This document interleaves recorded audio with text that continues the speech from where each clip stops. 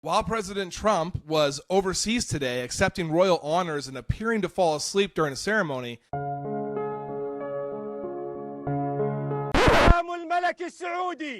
the kingdom welcomed President Trump with lavender carpet treatment, eager for U.S. engagement and believing the best way to enhance it is a meeting of the minds and money.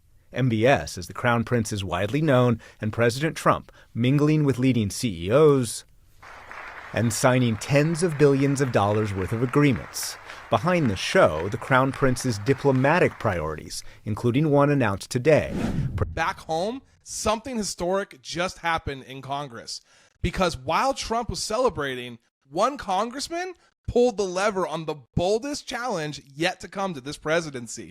Stick with me. What you're about to hear might mark the first serious move towards holding Trump and his administration accountable for their crimes against humanity and the Constitution. We all know earlier this week, President Trump made headlines accepting a plane from Qatar. Now Trump is making headlines because he appears to be dozing off during a royal ceremony in the Middle East. He accepted a lavish welcome, a foreign gift, and barely stayed awake for the cameras. The clip went viral, sparking questions about physical state, his focus, and whether anyone in Washington would hold him accountable for anything more. The last few weeks have been boiling over. The Qatar jet, the refusal to follow Supreme Court orders, the shutdown of federal oversight agencies, and silence from the Congress. The sense that this presidency has crossed the line from dangerous to untouchable. And while most lawmakers stayed quiet, pressure started building behind the scenes. That's not America first. Like, please define America first in a way that says you should take sacks of cash from the Qatari royals who are behind Al Jazeera.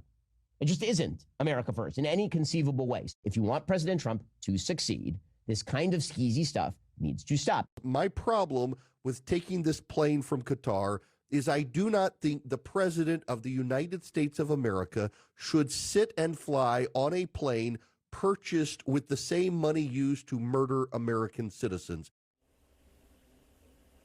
As you hear there, a lot of the criticism centers on Qatar, which has been a home for Hamas leaders for a number of years. Citizens calling congressional offices, legal experts going on the record. I mean, there was even whistleblowers quietly reaching out to reporters. The federal watchdogs have sounded the alarms, and investigators flagged internal memos. Senior officials resigned without explanation.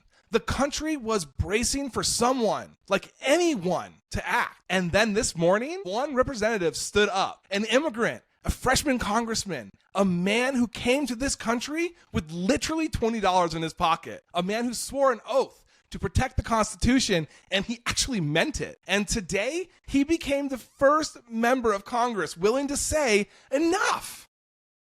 Representative Sri Tanada of Michigan introduced 7 articles of impeachment against President Donald J. Trump.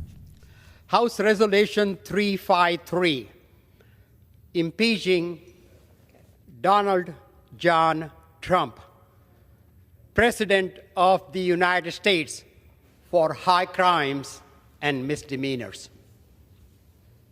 And that the following articles of impeachment be exhibited to the Senate. Article of impeachment exhibited by the House of Representatives. Article 1, obstruction of justice, violation of due process, and a breach of the duty to faithfully execute laws.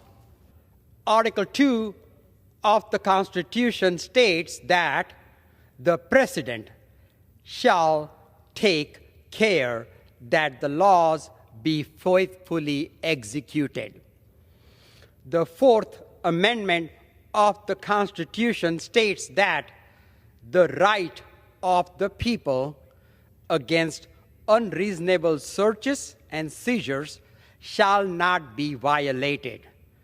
And the Fifth Amendment of the Constitution states no person shall be deprived of life, liberty, or property without due process of the law. Now, normally, members are only given 60 seconds to speak on the floor, but Canada was allowed to continue reading his full notice, line by line, and it took him over 20 minutes. And what he read wasn't politics. It was an indictment. His charges are some of the most serious ever levied against a sitting president: obstruction of justice, criminal contempt of court, violating due process, unlawfully impounding congressional funds, and systematically dismantling federal oversight. I mean, in this floor speech, Canada cited Trump's refusal to comply with a unanimous Supreme Court ruling. That's the first time in history that's ever happened. He detailed how Trump retaliated against DOJ attorneys for investigating his allies, and how he bypassed Congress to withhold funding from federal agencies. He even accused Trump of targeting inspectors general, hiding deportations, and conducting what he called enforced disappearances without due process. He was calm, he was precise, and he was devastating. Canada didn't grandstand. He prosecuted. And what he described isn't just disturbing, it's disqualifying.